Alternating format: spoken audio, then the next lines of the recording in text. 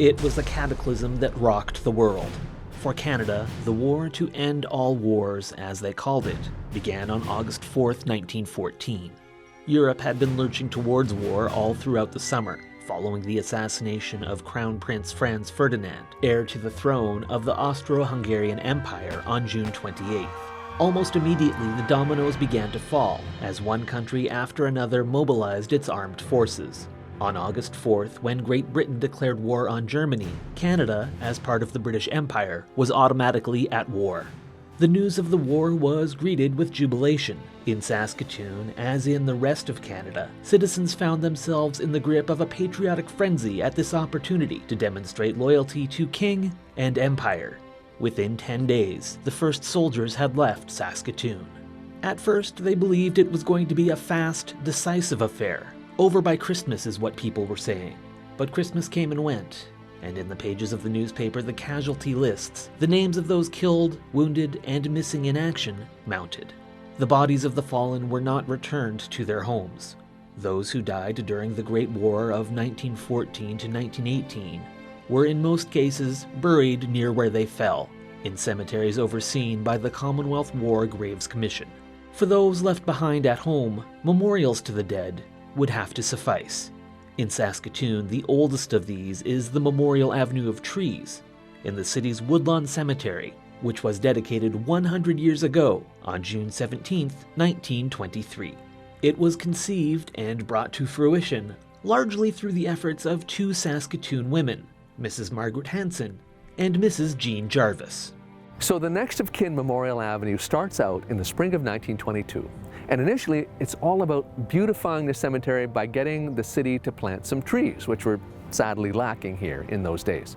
But Hansen and Jarvis were both active members of the military chapter of the IODE, the Imperial Order of the Daughters of the Empire. And so very quickly, it becomes about creating a living war memorial, one made out of trees, where people would pay a modest sum, $7 it works out to, and for that, they'd get a tree with a plaque on it in memory of a particular fallen soldier. So at a meeting of the IODE on January 12, 1922, the membership approved of a plan for planting an avenue of elm trees from the gate of the cemetery down 3rd Avenue to be known as Memorial Avenue.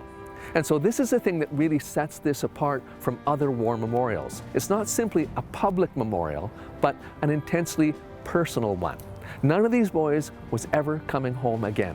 One fellow, William Hopkins, he was an ex-mayor of Saskatoon, and he moved heaven and earth to try and bring his son's body home from overseas, and in the end he failed utterly. So there would be no grave here in Saskatoon for people to stand beside, no place to put flowers on, but you could have a tree in Woodlawn growing in celebration of the specific person that you'd lost. So let me read to you from the letter that the IODE sent out inviting people to buy a tree. It said, "A tree is a thing of beauty and inspiration, a living token of the wonder and glory of nature and a symbol of service. For the life of a tree is a life of service. Even the end of life is not the end of a tree's service. Therefore, is not a tree a fitting symbol for those valiant men who gave their lives for the service of their country and who died that humanity might continue to live in civilization, in culture, and in happiness?" The next 15 months were busy. The IODE appointed Hansen and Jarvis as a committee to oversee the project. This included getting approval from City Council, soliciting applications from citizens to dedicate trees, and finalizing the route. The trees dedicated at that first ceremony in 1923 started at 33rd Street, where the cemetery gates are now, and then continued north to where the Soldiers' Cairn is. Originally, the plan was to continue the row of trees down 3rd Avenue all the way to Queen Street, but that would have meant having a wide break at 33rd Street where it meets the railway tracks. The Parks Board was concerned that this would ruin the effect, so instead, they suggested that the line of trees should turn west and follow 33rd up to Avenue A. Now, in the end, this didn't happen either, and today, all of the memorial trees are in Woodlawn itself. The other difference is that today, the cemetery starts at 33rd Street, but in 1922, it was just the part north of 36th Street where the road curves to go around the Soldiers' Cairn. The south half, down to where the present-day gates are, contained houses and businesses, including a brick factory and a lumber yard. Very different from the way it looks today. So one of the things the IODE asked for in its submission to the Parks Board was that this area from 33rd to 36th Street be tidied up And this included planting hedges along the avenue, planting grass on the boulevards, and getting rid of the unsightly tangle of power lines and telephone poles. The next of kin Memorial Avenue of trees was formally dedicated on June 17, 1923. A fierce storm blew through the night before, with gale-force winds that left the streets littered with broken branches and debris. But by morning, the storm had passed. Welcome news for the thousands who came out to witness the ceremony. An estimated 8,000 people packed into Woodlawn to be part of the ceremony. It began with a military parade up from the old armories on Spadina Crescent. Canadian soldiers, along with cadets and Boy Scouts, marched through downtown up to Woodlawn, where they were joined by dignitaries and invited guests, and of course, the next of kin. With bands playing, they marched together into the cemetery where the crowd waited. There were 266 trees dedicated that day. Most were to individual soldiers from Saskatoon and area, men like Tom Klinkskill, the only son of Saskatoon's first mayor, who died at the Somme, or Charles Boniface, who was married shortly before he shipped out and was killed just a few days shy of his first wedding anniversary. But there were also 32 trees dedicated that day to organizations and groups. The Women's Music Club of Saskatoon dedicated a tree on behalf of all the entertainers who died. There are plaques dedicated to nurses who were killed, and another to the boys of the Battleford Industrial School, First Nations men from the Battleford area who volunteered to serve overseas. There were prayers and speeches and the singing of anthems and hymns, and finally the roll call was read, naming each of those whose memory was enshrined by the trees lining Memorial Avenue. A Boy Scout stood in front of each tree, and when the roll call was done, they each planted a Union Jack flag in front of their tree. Then everyone stood silently while the bugle played the last post. The Memorial Avenue of trees is unique in Canada for the simple reason that it still exists. There were at one time a number of these arboreal memorials in all sorts of cities: Victoria, Calgary, Montreal, Winnipeg, Thunder Bay, for example. But over the years, they've all been cut down. Either they were along a road that was later widened, or some developer came along and built a building there, or whatever. But Saskatoon's memorial trees are all within Woodlawn Cemetery.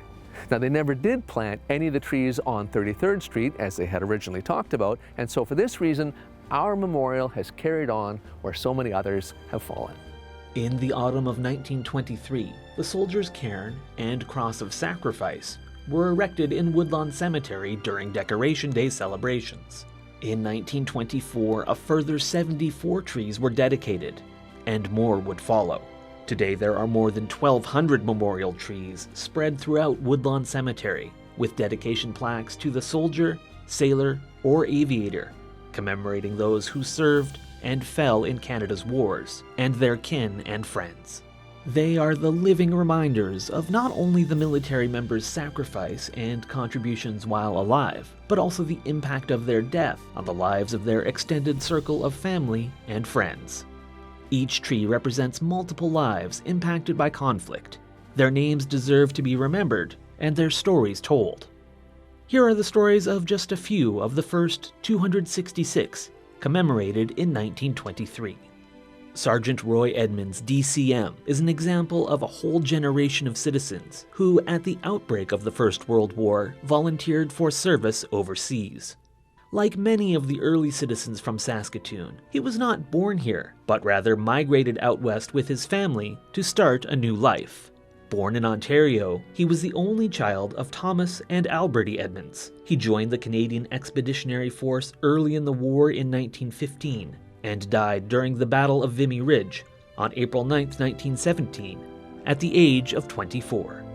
Sergeant Edmunds rose through the ranks quickly, noted for his leadership and sense of calm under duress. There was no greater example of his bravery than on August 19, 1916. A German trench mortar bomb landed in the trench occupied by Sergeant Edmunds and his troops.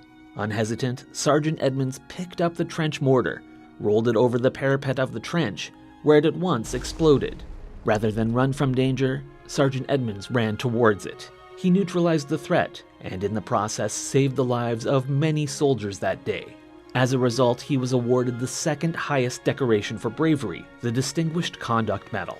Sergeant Edmunds is commemorated on Tree 100 on the east side of Memorial Avenue, just prior to the second set of gates and entry into Woodlawn Cemetery. On June 27, 1918, a clearly marked Canadian hospital ship, the Llandovery Castle, was torpedoed off southern Ireland. The sinking was the deadliest naval attack Canada suffered during the war. 258 doctors, nurses, members of the Canadian Army Medical Corps, soldiers, and seamen died in the sinking and subsequent machine gunning of lifeboats. Only 24 people, the occupants of a single life raft, survived. The 14 Canadian nursing sisters who died that day are commemorated on Tree 10 on Memorial Avenue. Of note are 2 nurses with Saskatchewan connections who died that day. Nursing matron Margaret Fraser, whose mother Bessie Grant Fraser was from Moose Jaw, and nursing sister Minnie Gallagher, also from Saskatchewan.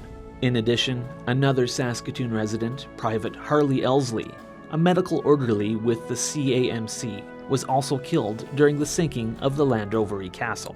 The Canadian reaction to the sinking was typified by Brigadier George Tuxford, a former homesteader from Moose Jaw and commanding officer of the 3rd Infantry Brigade, 1st Canadian Division. He addressed his troops, many of whom were also from Saskatchewan, saying, "Amongst those murdered were 2 Moose Jaw nurses, Sister Fraser and Sister Gallagher. I gave instructions to the brigade that the battle cry on the 8th of August should be Llandovery Castle, and that cry should be the last to ring in the ears of the Hun as the bayonet was driven home." In all, 58 nursing sisters died during the First World War, with those who were killed on the Llandovery Castle representing 25% of the casualties to this vital component of the Canadian Expeditionary Force. More than 4,000 Indigenous and Metis soldiers served in the First World War. In many instances, all the young men from 18 to 25 volunteered from their homelands. More than 300 Indigenous soldiers were killed, while an unknown number of Metis citizens lost their lives. Many had been taken from their families and forced to attend industrial schools, now known as residential schools. In spite of the mistreatment they received, they still fought for Canada. Trees 3 and 25 commemorate the 6 Indigenous and Metis soldiers from Saskatchewan, who were known to have attended industrial schools, but died in the service of Canada. Representative of these soldiers is Private Alexander Decoteau, of the Red Pheasant First Nation near Battleford.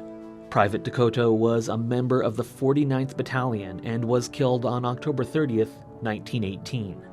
Prior to his service, he had lived a remarkable life. He was a renowned long-distance runner, winning both regional and national awards in 10-mile races. He was a member of the Canadian team at the Stockholm Olympics, competing in the 5,000-meter race. He also became the first Indigenous police officer on the Edmonton City Police Force. Mrs. Jean Jarvis, who was so instrumental in the creation of the Memorial Avenue of Trees, suffered her own loss in the war. Her nephew, Lieutenant David Alex Glen, was a member of the Royal Flying Corps. His death at age 19 in December of 1915 helped inspire her contribution to the creation of Memorial Avenue and the legacy of the dedication of the trees. In his short life, Lieutenant Glen made significant contributions as one of the very early aviators to take to the skies over Europe. He received 2 Valor decorations, the mentioned in dispatches, and the French Croix de Guerre with palm. In addition to the more than 1,200 trees that have been planted here, thousands of Saskatoon and area military members are buried in Woodlawn Cemetery. With the expansion of the Soldiers' Field to allow for more burials in 2004, the Field of Crosses Memorial was unveiled as a tribute to the veterans who have paid the ultimate sacrifice now and into the future. Each year in June, the veterans organizations of Saskatoon, the Canadian military, families, and friends of the fallen gather for Decoration Day to commemorate those service members who have died in the past year, and new trees are dedicated. The community recognition of service and sacrifice carries all, stemming from the original dedication in June of 1923. The words of the eternal poem by Colonel John McCrae, In Flanders Fields, are ever present each year, as those who gather commemorate those who have gone before us. We will remember them.